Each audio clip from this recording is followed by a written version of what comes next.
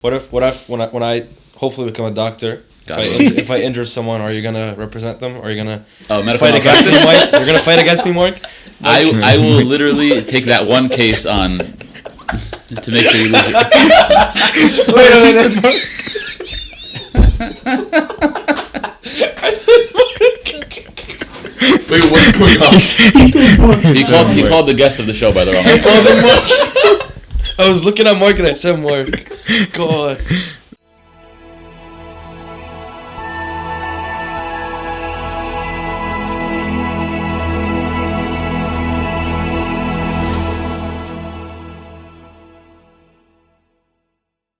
Hello, everyone. Welcome back to Scarlet Sermons. I'm Anthony. George. This is Mina. Mark. And today we're joined with a special guest. If you'd like to introduce yourself. Michael Georgi. Mike Georgi. Thank you so much. Let's go, Mike. Thank you so much, Mike, for being with us today. And if you would like to just, talk about yourself, introduce yourself, anything about that. Sure. Thank you for having me. I'm born and raised in Jersey. I've been attending St. Mary's since I was 4 years old. I'm a servant in St. Mary's. I have a wife and 2 kids, and I am a lawyer. Yes, and that's what we're going to be talking about today. So the topic is something along the lines of law and Christianity, right, and how they tie together. Do you want to talk about that? What topic we're on right now? Sure. We were kind of getting along the lines before we even started this, how you can be a lawyer the Christian way or the non-Christian way. Mm-hmm. So there's a lot of practices, a lot of things that go into being a lawyer that kind of determine that. And we learned from our childhood that you should praise and glorify God and thank Him through everything you do. So we're here to talk to Mike about how we can do that through the law and just work in general. So, Mike, I think the first question I want to ask you is, being a Christian, why did you choose law as the practice you wanted to do? So, the word, a lawyer comes from being an advocate. So when you're a lawyer, you're an advocate. You help people. Yeah. And there's a very unchristian way to be a lawyer, right? And the unchristian way comes from what your priority is, like what you focus on. And there's a very Christian way. So when you're an advocate means you help people. Because 9 out of 10 times when someone goes, something happens to a person, they have no idea what the law is. Yeah. They have no idea what their rights are. They have no idea what they can and cannot do. So they get taken advantage of. Yeah. So the lawyer, his goal, his edifying Christian goal, like you were saying, is to help those people. Is to counsel those people. Like even Christ himself, one of the titles he gave himself was the counselor. To be able to help guide people and navigate them through something that they otherwise have no idea about. So on the topic of that, just before I ask my question, I wanted to know, first off, what type of lawyer are you? I'm a personal injury lawyer. Mm-hmm. So yes. Well, what does personal injury lawyer mean? Yes. What is that? I mean, from the name, personal injury, I represent people who get hurt. Right, you get hurt in a car accident, get hurt from a dog bite, get hurt if they fall down. Slip in Walmart? I had a case, we literally had a case last week where a woman was going to get her shopping cart in Walmart. Oh my God, dude. And you know the guy who pushes the carts? Yeah. Yeah. He just ran this woman over with the whole train of carts. She fell to her back. She ended up getting multiple injections. Now she's suing Walmart. So that's an example of what would fall under personal injury. Wow. Imagine that's insane. It happens every day. Yeah. Because of that, I know there's so many different types of law, like criminal defense, for example.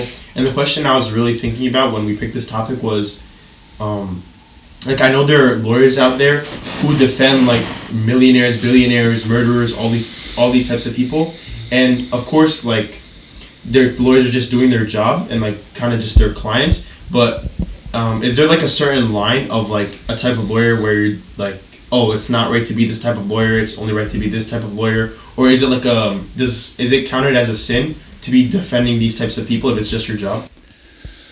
So just because something's your job doesn't mean you should do it. You don't have to take every case as a lawyer. Yeah. You don't have to take the case. If you there's something called the intake. You sit with the client, you ask them the questions, you kind of assess the situation. And based on that assessment, you choose. is this case worth it or not? As a Christian, if you have the luxury of choosing, you gotta be very discerning in what case you choose or not. If this guy's coming to you, I'm guilty, Isaiah says it is a sin to defend the guilty. It is a sin to make what is good or what is bad good, or to call light darkness and darkness light. Don't choose that case. Let it go. You know what I mean? So that's one way as a Christian you can kind of like let that slide. If you're in a situation where your boss, like you work for someone, your boss is taking it and you're put in that position, you have to talk to your father confession. You have to kind of get some spiritual guidance. And if this is happening, more often and there's really no way out of it, then you have to find a different job. You have to find a different job because, like Mina started off saying, your job is your chance to glorify God outside of church, right? And if you think about it, you're spending a lot more time at your job than you're spending in church. So this is actually this is a main part of your Christian witness. And if you can't do that 40 hours a week, 50 hours a week, then you're really not living a Christian life. So if this job isn't working out because you can't get out of defending the guilty, you got to find a new job. And if you take a pay cut for finding that new job, God will bless. That's reassuring. I feel like I guess pay, especially for adults. I know I can't speak on it, but I'm imagining people with like these big lives trying to provide for their family, and they're in a situation like that. It's reassuring to hear that, like, I guess losing all this money or potentially like a way to provide for your family, like there's obviously a blessing towards it. Yeah, because at the end of the day, God is the one who's responsible for your family, right? You're just a kind of a steward. So if you do it God's way, He will bless. If you don't do it God's way, then you're kind of kicking Him out. You're leaving Him out of the equation. Then you're just by yourself. Yeah. You don't want to be by yourself. So you have to be wise as an attorney, as anyone, right? Whether you're an engineer or a doctor or whatever. Like, you can be corrupt in any way. It just, everyone loves picking on lawyers because Christ said, "Woe to you," right? Lawyers. George is looking at listen, that. Should I ask Mike this? Mike, I looked into it because Yes. God did say, "Woe to you, lawyers, because you burden people with things that they can't handle." That they can't handle, And you yes. yourself, So it's like, how do you not do that? Yeah. Am I allowed to ask you guys questions? Open book. So when Christ said that about lawyers, who do you think He was referring to? Do you think He was referring to someone in a court with a judge? No. I don't think so. No. It's funny because some people will think that, oh, you became a lawyer. Isn't that a sin? Christ was referring to lawyers, meaning they were professionals or they were masters in Mosaic law, in the law of the Old Testament. And they would take that law and they would burden people with it, meaning like you have to do everything and they themselves don't do it. That's what Christ was saying. Like, you burden people and then you yourself don't even do it with your own finger. Or you take away the knowledge from people because they focus so much on like the intricacy of the law. And they leave the people with, okay, if I don't follow this, then, I have no other choice. Right. Christ was speaking about those kind of people. Obviously, lawyers now are different. A lot of the church fathers, I don't know if you guys know this or not, St. John Chrysostom, St. Basil, I think St. Augustine, they studied law and were lawyers. So it's a very holy, edifying career if you do it in the right way. How do you use being a lawyer to kind of serve God in that sort of way? Because I know like you can, like other careers, they can serve God through, like, if you're a doctor, you can help people out, save lives. If you're other stuff, like you serve God. How do you serve God by being a lawyer? The number one thing to do to help people by being a lawyer is to bring them justice, is to help them not get taken advantage of. So I'll give you an example. I said before I do like a fall down at Walmart or a car accident. Let's say you get into a car accident, right? And this will be free legal advice on the podcast. Let's say you get into a car accident and the person hits you, right? Rear ends you. It's clear it's their fault. Your neck hurts, your back hurts, right? You're in pain. Right. You probably, based on your injuries, depending on how the extent of your injuries, you could be entitled to up to like $50,000, $100,000. Depends. The insurance company can send you a check for $2,000. And they can say, hey, we apologize. Here, take this check, and this will be our way of settling with you. Now, if you don't know what you're doing, right, you'll think that, oh, this is great, $2,000. Especially for like someone your age, that's cha-ching, right? That's a payday. Yeah. And they'll cash it. They'll cash it and they'll sign a release saying, I agree, I accept this money. The case is closed. You just signed away all your rights, all your justice, all your ability to get what you actually deserve based on your injury for $2,000 because no one gave you any advice. No one gave you any guidance. And this literally just happened last week with someone who came to us, and we couldn't help them. It was too late. They signed already. They probably would have gotten at least $50,000. They signed for $2,000. It's crazy. That's tough. That's tough. This is literally This is suit. What episode? Like, I don't remember what episode it was, but it was like a group of people. They all Right. wanted to settle. And, Class action? Yeah, and they're like, oh, don't settle. Like, you'll get more money, but yeah. Yeah. So if you don't know what you're talking about, then yeah, you'll get taken advantage of easily. So a lawyer's job as a Christian is to promote justice, is to defend the oppressed. And if you think about it, in Luke 4, when Christ was in the temple, you guys know when he took the book and he started reading, Right. what he read from Isaiah was a prophecy that he's been anointed to help the oppressed, to care after the sick, the poor. That's what a lawyer does, to help the oppressed, those who can't help themselves. So that's just one way that you can glorify God as being a lawyer. It's great. So going back to the point we were talking about, then what is right and wrong? How do you decide if a case is worthy or unworthy of, Christian-wise? Like, what is the right case to take? What is the wrong case? And as Christ was saying, like, when we decide, like, as a job, and let's say you have a personal injury and they did it intentionally, like let's say a lady slips intentionally at Walmart just to get the money. So intentionally that was wrong, but you still have the right to take it to court. Yeah. So what is there like a scale that Where's the measures? Yeah. Yeah, for sure. I mean, like you said, the example you gave is if a person is purposefully trying to defraud, right, or to just get quick money from the insurance company or Walmart or whatever. That's a case you look at the person and be like, listen, this actually didn't happen to you, right? You're not entitled to this money because no one hurt you, right? Like there has to be a negligence and there has to be damages. If there's no negligence and you're the one who caused this accident, then yeah, you say like, I'm sorry, I can't take this case. I can't help you. And there's 100 other firms who are going to jump on that case to help them. So if you as a Christian say this will violate my moral, and there's 100 other things besides that one example, this will violate my morals, then find someone else. And they will. That goes into my question. I was going to ask, have you ever done something or like received a case where it's like goes against my values, I'm not going to take it, or you just, I don't know how would you go about it because I'm not familiar. So there's ways to kind of infuse Christianity into the case. Like for example, let's say someone gets into the accident, right? Someone gets hurt, and my boss will tell me, hey, listen, if this guy gets a surgery, right? If this guy goes under the knife, then his case value, like the more treatment, the higher your case value goes. Makes sense, right? Yeah. If this guy does the surgery, then his case, its value will triple. Now, this guy may not need the surgery. Like medically, he can be totally fine without it. If your priority then is money, if my priority is money, then I'm going to sell this poor guy to put himself under the knife, to have a potentially risky service, and to put his body in harm's way just for my paycheck. Right? He's going to obviously get, financially benefited too, but if my priority is money, then I would sell him to do whatever you can, man, just get the surgery. It's all about the money. The way to be Christian about it is to explain to him, listen, your body is first. Your family is first, right? Like your future is first. Money comes and goes. So don't prioritize that. If you're still in pain and you really need the surgery, go for it. But don't just do it for a paycheck, right? So you're giving kind of godly, Christian, like looking out for him advice, counseling, advocacy, instead of just looking at him as like a potential paycheck. You know what I mean? Like it's all about your priority. You're taught what? That if you give, we're supposed to tithe, right? If you tithe, then that means you only have 90% of your paycheck. So people get scared.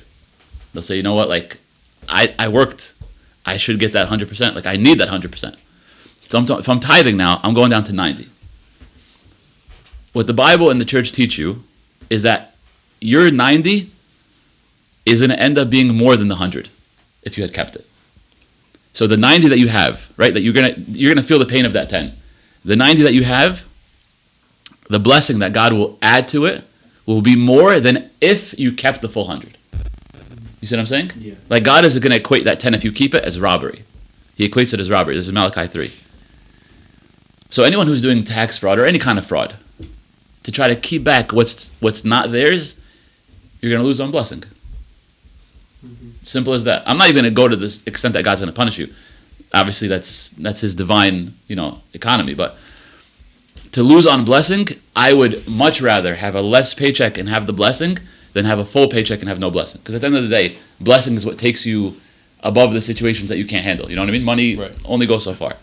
So give what is Caesar's, meaning God is for the law, he's for the taxes, he's for the the fairness and the equity, and keep what is God's, meaning the tithing, the poor, the sick, those who need help.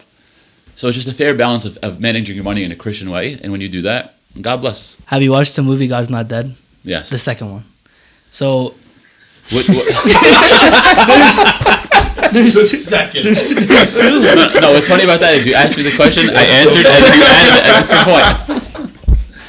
So I have to change my answer. No, I didn't watch the second one. I watched the first one. You know what the second one? Is that I can't answer my question. I can't answer my question. I can't ask my question then.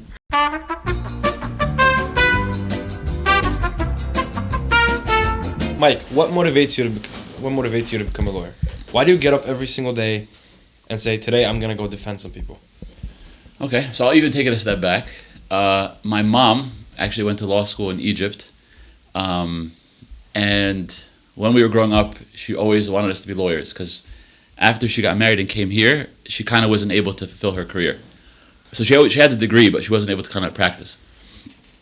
So my brother and I both became lawyers, both went to law school, kind of just always, had that push from her, had that encouragement from her, like looking up to her, and kind of just wanted to continue her dream. And now I don't know, I love helping people. I love, speaking to people. I love dealing with people. I love seeing what their situation is and how I can kind of get them the best outcome. So I just really enjoy dealing with people. So I think that's what my main motivation would be. Yeah, That's great, man. Kind of adding on to that, just in case like there's future lawyers watching or people who are thinking about law. And that's why I like this, because I hope that Yeah. this can encourage people to be lawyers too. I feel like we have a bad rap, Do you have any tips or things they should know in order to make the decision? If they're in college, they're thinking about it, they're picking their path. Do you have any tips? I would say definitely intern. Definitely, think about what you like, think about what your gifts are as a person, and intern. Because you can think that you're gifted in something, intern, and be like, I gotta get out of here. This is not working for me. I don't actually have this gift, or I would like this better. Try to get the experience as much as you can. And if you put it in God's hands and keep praying about it, He will place you where you belong. You just got to kind of put that effort in of finding a mentor, Have you picked up anything from your job and at work, and has it helped you in any way in terms of service, like anything that you learned, or is it vice versa, anything you've taken from service and applied it to your job? I think it's vice versa. I think what I brought into my job, because I was a servant before I became a lawyer, is looking at people not as a paycheck, like I was saying before, but as a person who needs counseling. Like the church, Christianity is very much, especially Orthodoxy, is very much into discipleship. Like we have a church that every single person gets a father confession. The wisdom behind that is to get someone, a mentor, a spiritual guide, someone who is more advanced than I am, to help you, because he's taken the path before you, and he can help you through it. 9 out of 10 times, people have no idea what their rights are. Kind of like what I said before, what they're entitled to. So your goal as a servant is to kind of give them that path, help them, bring them in the way. That's what a servant is. Kind of help them along the way. A lawyer is the same thing. A lawyer is an advocate. You find the person, this person has no idea what's going on. I'm here to, number one, to make you feel to make you feel comfortable, to make you feel calm, to kind of give you that peace of mind, and to give you the guidance. And hopefully the person gets the best outcome. So I think service as a Christian always kind of spills over into everything. Because you always learn in Sunday school, you're not just a servant in service. You're a servant everywhere you are, which obviously is your job. So I think it's service into my job. Doesn't that fight for justice go against what God has been preaching, is to forgive? If someone is entitled for justice, why can't they just forgive? That is an excellent question. So it depends what the circumstance is, right? If someone is speaking poorly against you, Christ said forgive, right? If this person, even if they don't apologize, you forgive. But at the same time, when they slapped Christ during his trial, what did he say? Why? If I have said something wrong, then okay, I'm deserving of this. But if I haven't said something wrong, then why did you slap me? So there's also this concept of there has to be justice. There has to be equity. People can't just get taken advantage of, because as God, governing the world, He places us as Christians to promote justice. Because if injustice goes wild, then what? People are getting taken advantage of everywhere. St. Basil has a book, Social Justice, right? People have no idea what they're doing. So there has to be someone enforcing that. And that's what a lawyer does. They help enforce God's justice. Now, for you to take it and call a lawyer, that's obviously up to you or not, and that's based on your father confession or whatever specific situation. But no, God wants there to be justice, for sure. Why do you think, like, a lot of people don't have so much information on the rights that they have? So it's like, I know insurance companies, they're very big on just money, big pharma, they capitalize on the drugs. Why is it so hard, I guess, because it's a lot of people that don't know their rights, why is it so hard for them to know that, like, even the most basic things, or like the education to be focused on know your rights?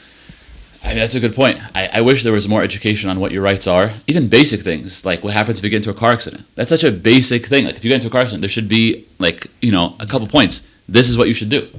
I don't know who to blame for that. Maybe the schools, the colleges, I don't know. But your first question, why don't people know? I think we're ignorant. I think a lot of people are very ignorant in a lot of things. And that's why, we're thankful for doctors. Like if something happens to me medically, I have no idea. Yeah. You know what I mean? I go to a doctor. If something happens with the computer, I'll go to you guys, right? If something happens in law, hopefully someone comes to me, or whatever lawyer there is. So we have these professions to help each other. Like if I ever call you, be my lawyer or no? Say that again? If I ever call you, be my lawyer. Yeah, for sure. Let's go. But it depends what you did, though. What if a client comes to you and like they're suing someone who you know? Yeah. Like, has that ever happened to you, or like? I was actually just thinking about that. I feel like I wouldn't take that case. Yeah, that's way too messy. I feel. Yeah, because if I am... Isn't like a person of interest, like you can't take it because you know the person? No. Oh, you could take it? No, I can take it. The only way it's a conflict of interest is if I'm at the accident and I'm a witness, then I can get conflicted out. But if Mina rear ends Anthony, right, and I don't like either of you, yeah, he's gonna come for me. and then now Anthony wants to sue Mina, yeah, that's gonna be awkward. So I probably wouldn't take that case. Yeah. Just to avoid. That makes sense. In suits, there's always like agreements. Like if one side like knows they're about to be like cooked, they Settle. ask the judge to settle or like talk to the other side for like a few minutes. Okay. Is that actually allowed? You talking about during trial? Yeah. Yeah, that's called a sidebar. Okay. So sidebar, I'll tell you a funny story too. So you sidebar, you get the opportunity to speak to the lawyer without the jury listening, and kind of just saying, listen, this is where we're at right now. Let's come to an agreement, almost like a mercy killing. Let's come to agreement to just let this one go. Obviously not for free. There's going to be an exchange. Yeah. Let it go and move on. So we had this lawyer who case went to trial. Case goes into trial and the defense messes up to start the trial. So we they're asking him back at the office, okay, how's it going? He's saying great. Because they messed up, they offered him to settle. Like they wanted to end the case. So they offered him a great amount of money. So he felt confident. He got a little cocky. So he said, no, let me ride it to the jury. So the officer was telling him, like, you should just take it and like take what you have and move on. He said no. Case goes on. He messes up. And his mess up wasn't just small. It was like catastrophic. Oh God. So they end up pulling their deal and offering him something like a third of the amount. Oh my God. It's a Harvey Specter move. So now he's totally stuck. Do I take this or do I let the jury, kind of move with it? Long story short, he ends up losing the case when he could have just taken for his client. See, that's what I'm talking about. It's priorities. Priority over money, priority over your client. He could have just taken a good settlement, moved on, but he got cocky. So yeah, we have sidebars. That's actually like a crazy life lesson. Like don't get greedy. Whatever you have, just 100%. Yeah. See, what's interesting about us as Christians, we grew up our whole life in Sunday school learning these life lessons, like valuable life lessons, and you don't actually learn them until you mess up in the real world. And if you had just taken them and kind of followed it, you would have been good. But it kind of takes you to to fall, to realize like, oh, my servant, my experience, my Sunday school lesson was right all along. I should just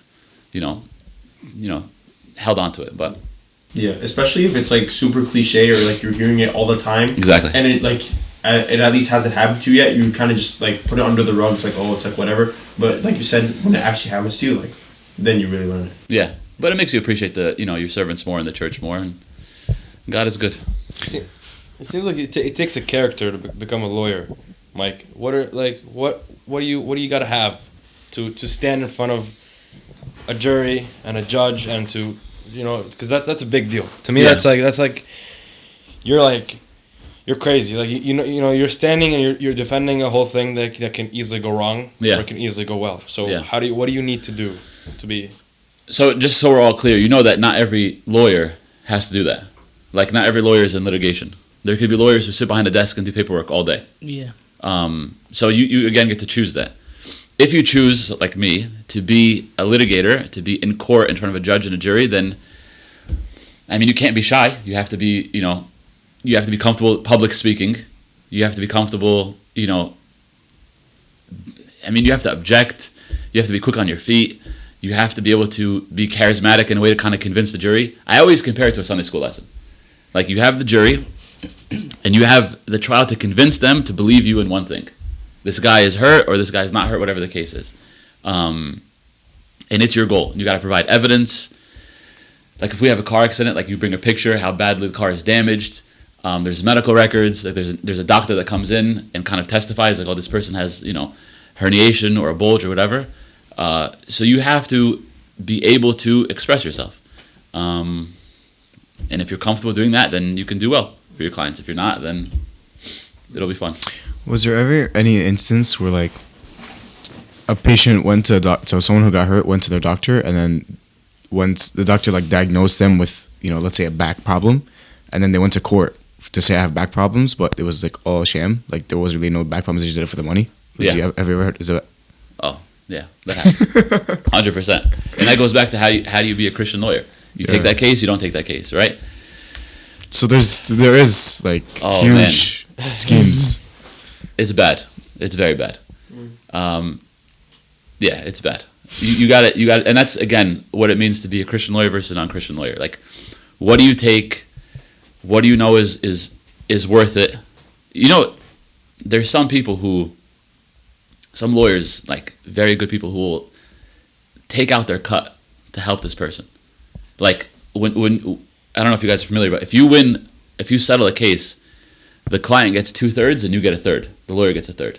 There's some people who will take away from their 1/3 and give it more to the client because of whatever situation. Like there's too many medical bills, or the person's poor, like less fortunate. I think that's the most Christian thing in the world, because you spent money on this case. You spent your time, and now you're not even taking your full, earning. Yeah. You're giving it. I think that's amazing. So, yeah, you got to choose what case to take and what case not to take, for sure. Mike, again, we're so happy to have you with us. But is there anything important that we didn't cover, or anything you want to leave the people with that we haven't talked about? So this is like my closing statement. Yeah, It says, sir. I think people take for granted what it means that God is with you. I think people kind of leave God in church, and when they're in their job, they focus on their boss, they focus on their paycheck, they focus on their career, and it's just two separate worlds, right? God and my career. If you take God with you, you are living the Christian life, right? Because like I said before, you're in your job more than you're in church. So you're truly living your Christian life. But at the same time, like, having God with you is the way to be blessed in your career, is the way to actually be successful. Like Genesis 39 says, God was with Joseph, so Joseph was a successful man. You remove God, no matter how gifted you are, it's just you and your gifts. Like there's a ceiling. With God, there's no ceiling.